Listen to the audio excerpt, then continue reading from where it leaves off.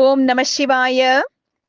சௌனகாதி முனிவர்களே தவச்செயல் மேற்கொண்டிருந்த பார்வதி புஷ்பராக சோபிதமான பொன்னிறமுற்று கௌரி என்னும் பெயருடன் திருக்கைலாயகிரிக்கு திரும்பி வந்தாள்.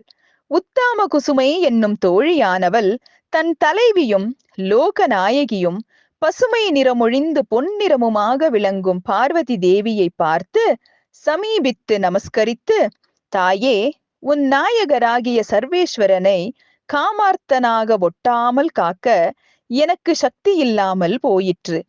உன் புத்திரனான வீரகனது அஜாக்கிரதையால் அதியௌவன மங்கையொருத்தி சிவபெருமானை நெருங்கிவிட்டாள். பிறைசூடிய நம் பெருமான் அவளுடன் அநேக விதமாக கிரீடித்திருக்கையில் யானும் அந்த ரதி சின்னத்தை கண்டு நாணமுற்றேன் என்று கூறினாள். அதை கேட்டதும் பார்வதி தேவி வீரகன் மீது கடும் கோபம் கொண்டு அவனை சபிக்க வேண்டுமென்று கருதி கிழக்கு முகமாக திரும்பி நீர்கொண்டு ஆச்சமனீயம் செய்து, என் புதல்வனான வீரகன் பிற ஸ்திரீகளை உள்ளே அனுப்புவதில்லை என்று என்னிடம் நியமம் செய்து தவறிய குற்றத்தினால் நரை திரை மூப்பினை அடையும் மானிட தேகமுற்று ஒரு பிராமணனுக்கு புத்திரன் ஆகுக என்று சபித்தாள். நான் இங்கே சிறிது காலம் இராததால் இவ்வளவு காரியங்கள் நடந்தனவே என்று ஆச்சரியமுற்று தன் அந்தபுரத்தை அடைந்து அங்கிருக்கும் தன் புத்திரனான வீரகனை கோபத்துடன் பார்த்தாள். வீரகன் பார்வதியின் கோபத்தை பார்வையாலேயே உணர்ந்து தாயின் திருவடிகளில் வீழ்ந்து சாஷ்டாங்கமாக நமஸ்கரித்து, தாயே, ஆடி என்னும் அசுரன் மாயையால் சர்வேஸ்வரன் நலிவுறாமல் பிழைத்தது உன் தவப்பலனே, நீயே பாக்கியவதி என்று கூறினான். அதை கேட்டதும் துக்கித்து, வீரகா, உன் அஜாக்கிரதையால் அல்லவா இவ்வளவு தீமைகள் விளைந்தன.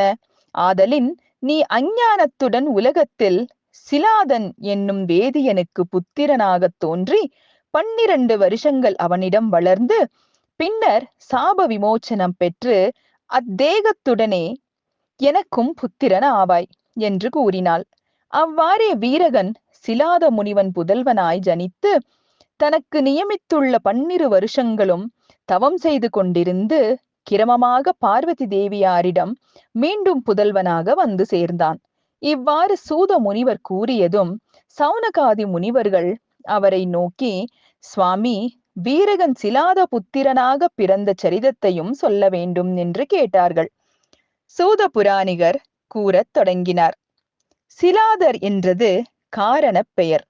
அவர் பிள்ளை பருவத்தில் தன் வீட்டிற்கு பிச்சைக்கு வந்த வேதியனது அன்னபாத்திரத்தில் அவ்வந்தனன் அறியாது ஒரு சிறு கல்லை எறிந்தார். அந்தணன் அச்சிறு கல்லுடன் உணவை புசித்தார். அவர் வயது வளரும் தோறும் விவேகவனாகி ஞானம் முதலிய குறைவின்றி பெற்று தமது தவப்பலனால் பரமலோகங்களை தோழர்களுடன் சென்று பார்த்து வந்தார். யமபுரத்தில் அந்தகனது அரச இருக்கைக்கு அருகே ஒரு பெரும் பாறை இருப்பதை அவர் பார்த்து, இதென்ன இந்நல்ல இடத்தில் பெரும் பாறை இருக்கிறதே என்று விசாரித்தார். உலகத்தில் ஒருவன் சத்பாத்திரமான பிராமணனது புரோஜனத்தில் அவிவிவேகத்தால் கல்லெறிந்தான். அதுவே இப்பெரும் பாறையாக வளர்ந்திருக்கிறது. அவ்வாறு கல்லை போட்டவன் மடிந்த பிறகும் இவ்வளவையும் எங்கள் தண்டனையை அனுபவித்துக் கொண்டு அவன் புசிக்க வேண்டும் என்றார்கள். அப்பொழுது அவருக்கு இது தன்னுடைய செயலே என்று தெரிந்து மனம் துடித்து, இதற்கு ஏதேனும் பரிகாரம் உள்ளதோ என்று வினவினார்.